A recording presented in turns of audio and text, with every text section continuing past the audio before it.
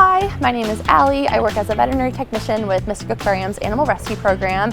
And today on this episode of Vet Tech Savvy, we'll be taking you through what we need when we go out into the field for a response.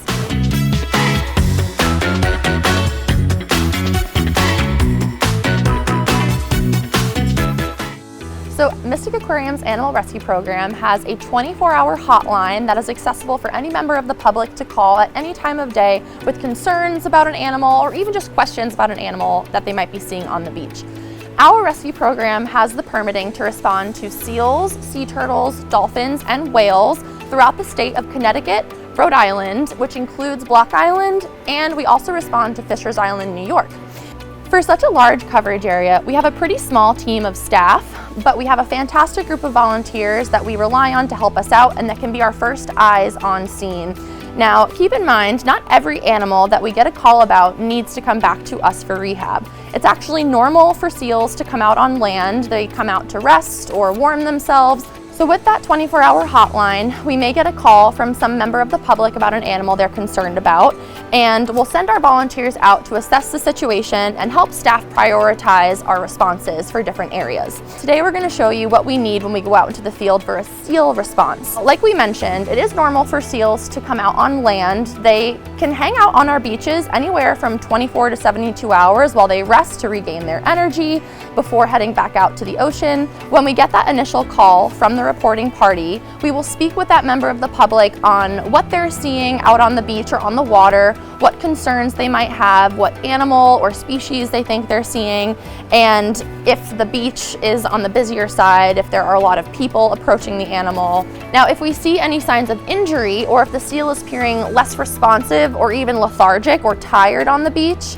that might indicate that there's something else going on and might be more of a cause for concern. The best thing to do if you have any concerns about an animal that's on the beach is to ensure you're keeping a good distance of 150 feet. We want to make sure that we can keep that animal's stress level down to a minimum and prevent any potential behavior changes. So when we get that initial call from a member of the public, try to get them to send us some initial photos and videos from a distance of the seal so that our team can get a good idea of what's going on.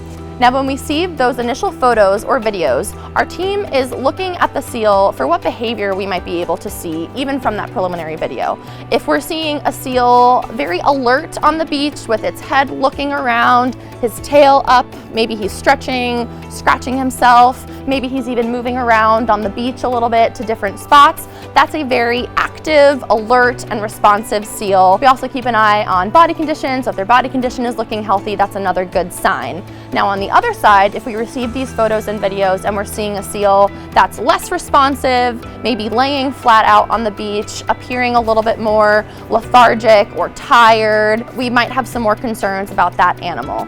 We call our volunteers to see who's available and we'll dispatch them out into the field. When our volunteers arrive on site, they are now able to give us an in-person idea of what behaviors they're seeing from that seal. Photos and videos are great for that initial look at what's going on, but having a volunteer on site being our first eyes on scene is extremely helpful for our team. Now, if the volunteer gets to the beach and the seal is appearing alert and responsive and looking to be in good body condition, we might just have our volunteer set up a few signs or maybe a barrier to ensure that people keep a good distance and the seal can continue resting. We may also have our volunteers come out in shifts to monitor that animal and ensure that there are no declines in behavior that we can see. Now, if our staff and our veterinary team communicate with our volunteer and are noticing a decline in behavior or maybe no change in that lack of response or lethargic status that we were seeing, we will send staff out or have staff collect the seal for rehabilitation with the assistance of the volunteers on site, and we'll plan to bring them back for that examination here at Mystic Aquarium. So seals are wild animals that have sharp teeth and can carry potential diseases, and so it's important that human safety is one of our priorities in addition to animal safety. So to make sure that our staff and volunteers are best equipped when we're approaching an animal, we ensure that any staff and volunteer assisting with the collection is wearing protective bite gloves, as well as protective gear such as a raincoat and coveralls, rubber coveralls. In the instance that a seal does not want to go into the kennel on its own, we will gently use a towel to assist them into the kennel, but it's important to make sure that we're wearing our protective gear.